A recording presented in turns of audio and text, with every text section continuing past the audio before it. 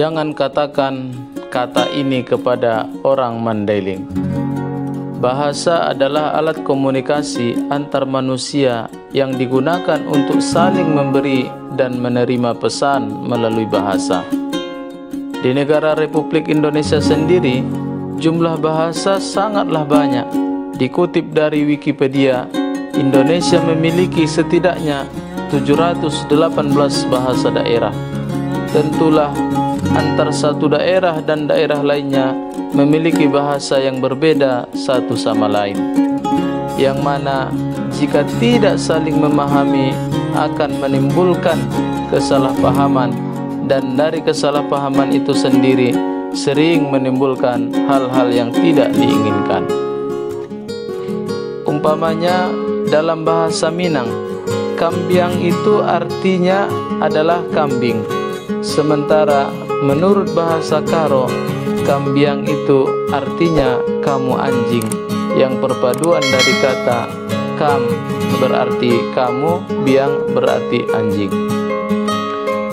Dalam video ini saya akan menjelaskan bahwa dalam bahasa Mandailing juga ada bahasa-bahasa yang memiliki makna sesuatu yang buruk yang tidak pantas diucapkan di muka umum. Akan tetapi bahasa tersebut adalah bahasa yang bermakna lain dan bermakna biasa dalam tatanan bahasa Indonesia. Paling tidak ada dua kata yang sering diucapkan dalam kehidupan sehari-hari dalam bahasa Indonesia, tapi mengandung makna yang tidak baik bagi orang Mandailing. Yang pertama, kata gampang. Dalam tatanan bahasa Indonesia, istilah gampang adalah bermakna mudah, tidak rumit dan tidak susah. Akan tetapi, jangan sekali-kali menyebutkan kata gampang di depan orang Mandailing, karena kata itu memiliki konotasi yang buruk, yaitu untuk menyebutkan seseorang anak yang lahir akibat perzinahan. Kata gampang biasanya juga diungkapkan untuk menghina seseorang, atau merendahkan seseorang, atau bahkan memaki seseorang. Ada sebuah cerita dikisahkan bahwa ada seorang wanita yang menikah dengan orang Mandailing, tapi mereka tinggal di perkotaan. Pada suatu ketika, mertuanya atau orang tua dari suaminya datang mengunjungi mereka di kota. Keesokan harinya, pada saat suaminya telah pergi ke kantor, lalu wanita tersebut melihat ibu mertuanya sedang sibuk di kamar mandi. Kemudian wanita tersebut menyapa ibunya dan menanya sedang apa di kamar mandi. Lalu ibu mertuanya menjawab, mau menyuci pakaian, tapi tidak tahu cara menggunakan mesin cucinya. Lalu wanita tersebut spontan mengatakan, oh itu gampang bu, begini caranya.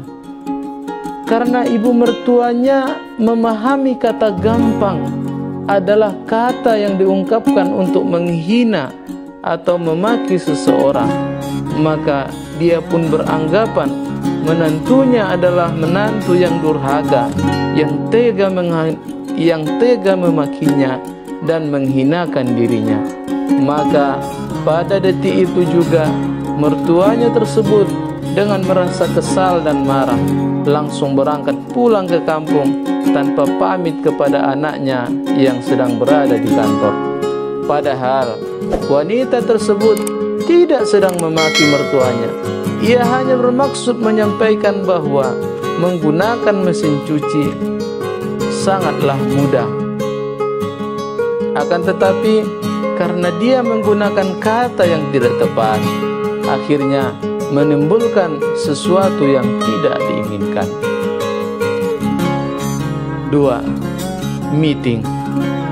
Kata yang kedua adalah kata meeting, yang berarti rapat dan pertemuan dalam bahasa sehari-hari orang kantoran. Akan tetapi dalam bahasa Mandailing, arti kata meeting adalah sebutan untuk buang air besar.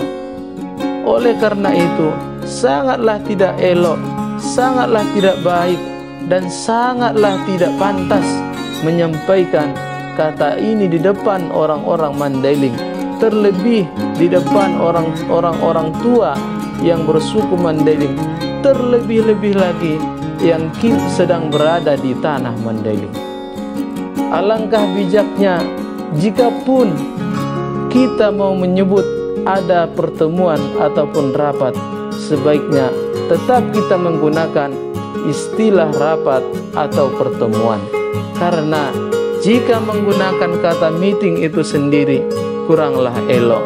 Karena bagaimanapun pastilah tidak nyaman, pastilah tidak enak didengar oleh orang-orang Mandailing, terlebih orang-orang tua, dan terlebih lagi jika kita sedang berada di tanah Mandailing. Tentu masih banyak lagi kata-kata ataupun bahasa-bahasa yang mengandung makna ganda, artinya yang mengandung makna biasa dalam bahasa lain tapi tidak biasa dalam bahasa Mandailing. Oleh karena itu, penting bagi kita agar saling mengenal dan saling memahami agar tidak terjadi kesalahpahaman antar sesama. Kepada orang Mandailing juga, kita tentu harus juga mempelajari bahasa-bahasa lain di luar bahasa kita, dan kita paham maksudnya yang pada akhirnya akan menimbulkan suasana kedamaian yang saling memahami dan saling menghormati, sehingga kita mampu bijaksana dan tidak suudzon dan tidak berburuk sangka, sehingga kita mampu mengendalikan emosi